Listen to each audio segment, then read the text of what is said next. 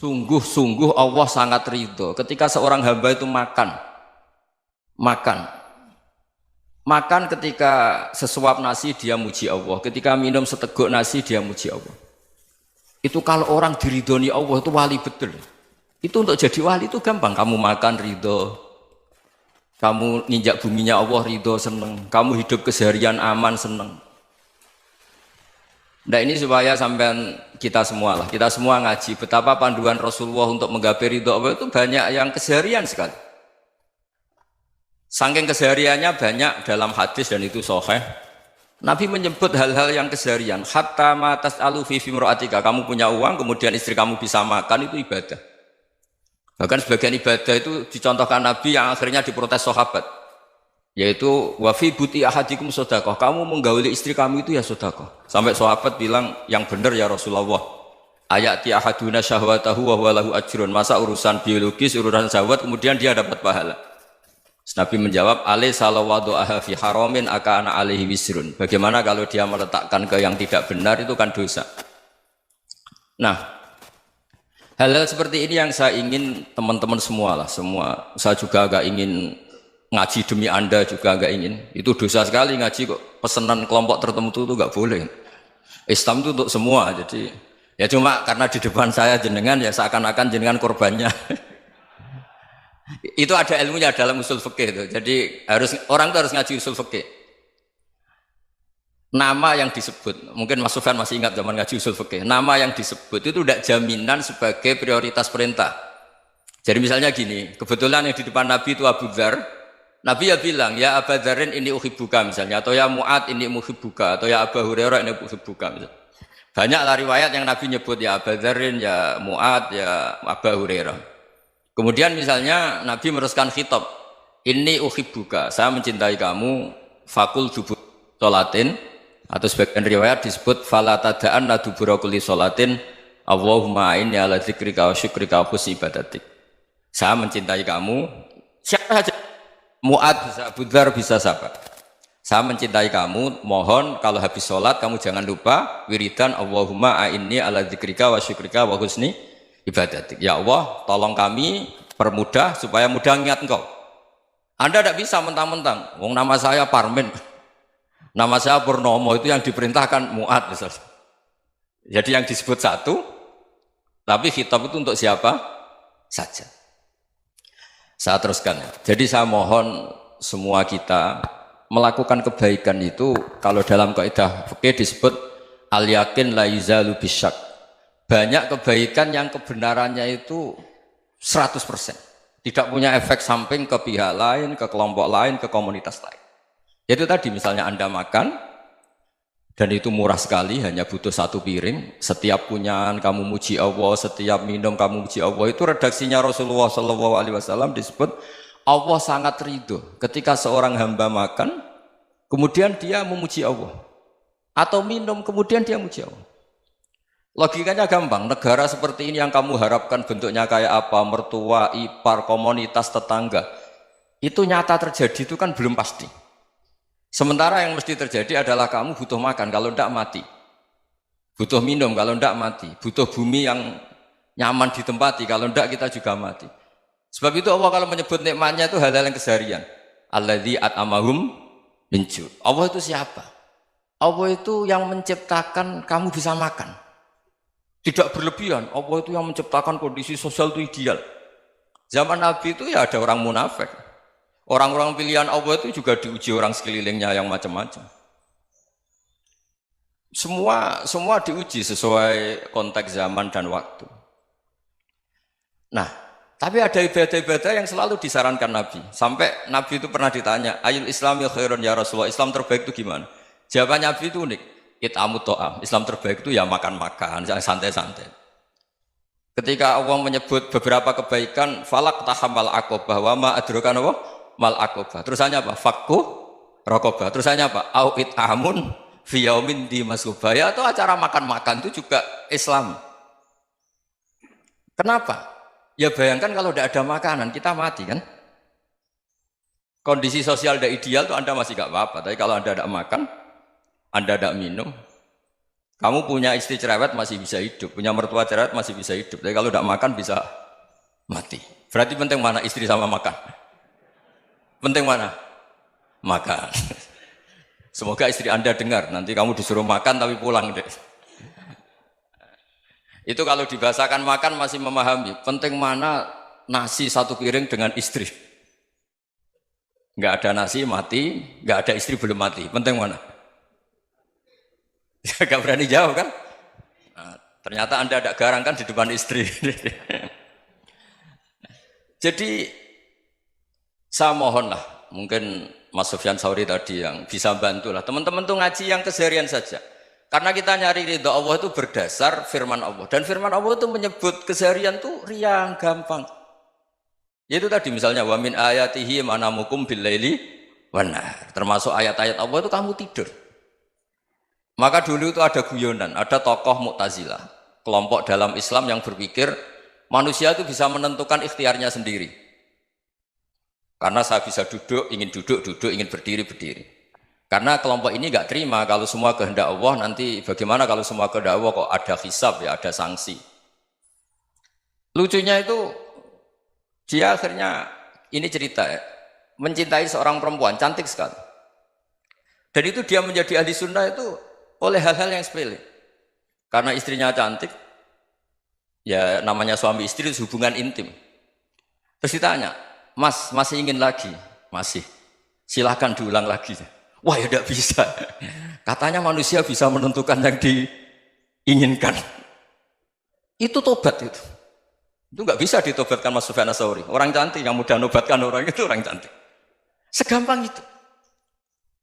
Akhirnya kita tahu, makanya kalau dalam kitab Hikam itu disebut al-aqil mayyakul madza yaf'alu wa hubi wal ghafil mayyakul madza af'al. Orang yang punya akal karena sadar ini wilayah Allah, semua milik Tuhan.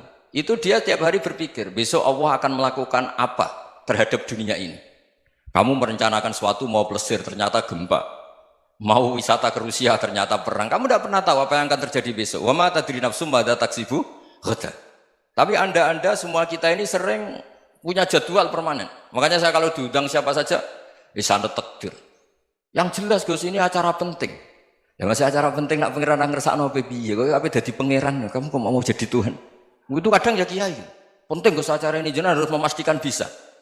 Loh kamu itu yang ngajarin tauhid, sesuatu itu biadillah kok bilang-bilang apa pasti. Kalau maksa terus tak tobatkan loh kamu kata saya.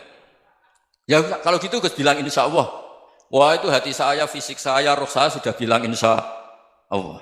Tidak usah kamu latih kata saya.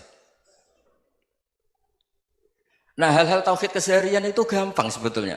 Wal ghafil yaqulu madza af'al. Tapi orang yang lupa Allah dia setiap hari bilang besok apa? Kita bisa melakukan apa? Seakan-akan dia itu aktor, dia penting, dia subjek permanen, dia. Padahal kita ini hanya objek kehendak Allah Subhanahu wa taala.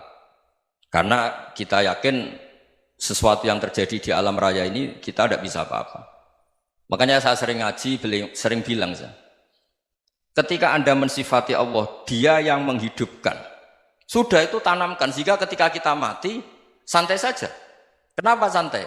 Allah punya cara menghidupkan kita. Zaman kita hidup juga gak tahu caranya ngelola jantung, ngelola paru-paru. Kamu juga gak tahu ngelola oksigen yang tidak beracun, tidak ngandung polusi. Tahu-tahu hidup. Gak ingin tua ya tahu-tahu tua, gak ingin mati tahu-tahu mati. Selama ini kita hidup juga gak tahu apa sebetulnya. Hanya gaya tok, punya jadwal, punya planning. Kalau kamu bisa menentukan pilihan Anda, pasti Anda istrinya cantik, 4 neriman semua, kona'ah semua. Nyatanya enggak kan? Sudah 1 jelek, cerewet. Oh itu kan, nyatanya enggak bisa apa-apa Anda kan? Dan kamu bawa mati lagi. Itu kan, istri Anda juga gitu, punya keinginan, punya suami yang ganteng, yang jabat, yang neriman, yang enggak poligami. Ya enggak kesampaian juga. Kalau kita ngitung tingkat kegagalan kita itu gagal terus. Ya kan? Nah, terus ingat Allah, madza yaf'alu wa bi. Orang yang punya akal selalu berpikir Allah itu menghendaki apa terhadap saya. Lalu sama-sama orang melihat orang yang serius. Itu kata Anda itu pemikir berat, serius. Senang punya tokoh yang merengut tuh, karena kamu anggap serius. Tapi sebagian orang anggap orang yang serius itu wong merengut, wong masam, wong muka kok ditekuk. Jadi sama Itu hati ya muqallibal qulub tsabbit qalbi ala dini. Karena kita nggak tahu cara berpikir kita tentang orang lain, tentang sekeliling kita. Misalnya kita orang baik yang jenis ngurmat fakir miskin. Ada orang bangun masjid mewah itu janggal. Apa artinya masjid mewah kalau banyak orang kelaparan? Tapi kalau yang jenis pendidikan apa artinya masjid mewah kalau tidak bisa ngaji? Nanti yang jenis infrastruktur apa artinya ini kalau semuanya punya sudut pandang yang berbeda-beda. Dan Islam mengapresiasi semua kebaikan.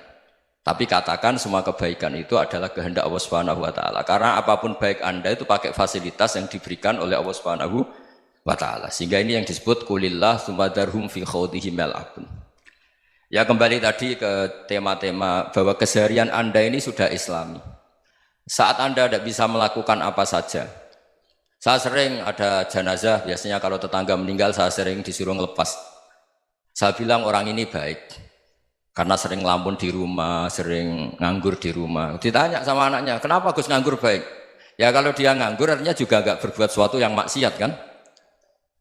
Ya kan? Orang nganggur di rumahnya ya tidak bunuh orang, tidak maling, tidak korupsi, ya namanya nganggur di rumah. Lah cuma istri cara pandang nganggur gak menghasilkan uang itu. Tapi juga gak menghasilkan kriminal kan? Jadi sebenarnya Islam itu cara, makanya kalau sampai ngaji usul fikih itu ada kitab usul fikih namanya Lubul Usul, itu terkenal sekali di pesantren itu. Itu kalau ngapresiasi keseharian itu luar biasa. Izma min mubahin illa wa yatahaqqaqu bihi tarku haramimma. Karena keseharian yang mubah saat Anda lakukan itu ada kehebatan yang luar biasa, yaitu meninggalkan haram. Makanya dulu banyak orang-orang alim ketemu temannya itu guyon sampai semalaman. Itu biasanya yang semangat Islam itu kiai kok tidak tahajud, kiai kok tidak witir. Orang yang sedang mapan uangnya banyak, malam itu tidak kelayaban itu sudah luar biasa. Melawan nafsu supaya tidak maksiat itu sudah luar biasa. Supaya lupa guyon sama temannya semalaman sampai subuh. Gejlok-gejlokan ngenang zaman miskin, zaman kuliah nggak jelas, zaman apa. Melihatnya jangan takut tahajud. Seperti ini meninggalkan tahajud, tapi meninggalkannya ini talkul muharramat. Jadi kayak apa hebatnya? Sehingga Imam Ghazali punya riwayat yang agak unik. Hatta takuna ibadatu akhiri hadil ummah iku an-naum. Sehingga suatu saat ibadah terbaik umat ini itu tidur. Itu kan riwayat kontroversi. Ketika Imam Ghazali ditanya, kenapa iya? Kenapa kamu mulai keluar dari rumah itu sudah banyak maksiat? Melihat perempuan yang enggak mahram, melihat fenomena. Tapi kalau kamu tidur itu enggak melihat apa-apa. Tapi juga kamu jangan nganggap tidur itu ibadah betul. Saatnya melakukan fardu ain malah masih tidur. Tapi itu sudut pandang yang menjadikan kita Islam itu gampang. Jadi saat Anda tidak bisa aktivitas apa-apa, misalnya ada beberapa orang yang lumpuh. Lumpuh itu memang nggak bisa Jumatan, nggak bisa ibadah, tapi dia juga nggak bisa maksiat. Tidur itu memang Anda saat itu tidak bisa tahajud, tidak bisa witir, tapi saat itu ada zina, ada maling, tidak gosipkan orang, tidak bully orang, tidak menanamkan kebencian, tidak hasud. Sehingga tidur menurut Allah Ta'ala wa min ayatihi manamukum billaili apa? Wan-nahar. Karena di tidur itu selain ada unsur istirahat, jaga kestamina, juga ada unsur meninggalkan beberapa keburukan. Nah saya mohon ibadah yang keseharian ini kita jaga. Supaya kita semua baca ayat itu fasih. Fasih itu tertanam di hati. Allah itu siapa? Alladzi at'amahum min ju'i wa amanahum min khauf. Dan Allah kalau cerita di Quran itu anna sababnal ma'a sabba thumma syaqaqnal ardha wa syaqqa fa ambatna fiha habba wa inaba wa qadba wa zaituna wa nakhla wa hada'iqa hulba. Kamu tahu saya ini siapa kata Allah? Saya ini adalah Tuhan yang menurunkan air, kemudian ada tanaman banyak. Habba wa inaba wa qadba, ada zaitun, ada tin, kalau orang Jawa mungkin ada tela, ada padi, ada mangga, ada pisang. Sudah. Wa inaba wa zaituna wa nakhla wa hada'iqa hulba. Ada perkebunan yang lebat. Tujuannya apa? Mata Allahkum, silahkan kamu pakai, kamu nikmati. Tapi karena kadang kita ini punya ide-ide besar. Tadi untuk syukur saja nunggu punya istri riman, rumah baik, tetangga baik, komunitas baik, semuanya baik baru syukur.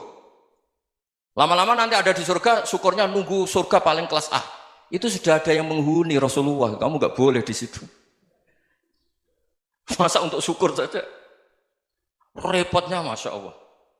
Jadi mohonlah Quran yang kalau Anda hafalkan juz sama itu kan ada ayat-ayat yang kayak tadi. Ya, fal yang dzuril insanu ila ta'ami. Coba lihat Apa yang kamu makan ya? Dari mana? Dan untuk mempertahankan hidup kamu keseharian. Jadi jangan kira ibadah itu harus membentuk komunitas yang versi Anda. Ibadah itu harus hal yang mulu-mulu. Kesehariannya Anda alami. Loh ini saya tidak bikin-bikin. Saya ngaji bukan karena berdasar pesanan. Itu ayat yang saya baca kan betul ada ayatnya kan. Fal yang dzuril insanu ila tu'ami anna sobabnal ma'a sobba thumma syaqaqnal ardo syaqqa fa ambasna fiha habba wa inaba wa qadba wa zaituna wa nakhla wa hada'iqa ghulba. Terusannya apa? Mata'al lakum, silakan kamu nikmati. Mata itu silakan kamu nikmati. Ya kayak sampean dikasih hidangan ya makan. Ya sudah makan, habis makan ya minum, habis itu ngantuk ya tidur. Ya sudah normal-normal saja. Kayak apa indahnya Islam? Tapi Anda mencari Islam yang gimana lagi? Nah itu yang diajarkan guru-guru kita, diajarkan sanad kita sampai Wali Songo, sampai Rasulullah SAW. Bahwa pada akhirnya ada jihad, ada perang. Itu dulu memang perang, bukan membunuh, beda. Dulu kita dijajah Belanda ya perang, dan itu normal karena kita dijajah. Jadi ketika orang lain ingin baik sama kita, wa in ahadum minal musyrikin astajaroka ya fajirhu hatta yasma'a kalam Allah. Kalau mereka ingin baik ya kita baik. Makanya ada istilah mustakman, mu'ahad. Kalau mereka ingin damai, berdampingan dengan kemajmukan ya itu yang lebih baik. Karena memang Islam menghormati proses perdamaian. Wa in janahu lis-salmi ya fajnah lah. Kalau ingin damai ya kita harus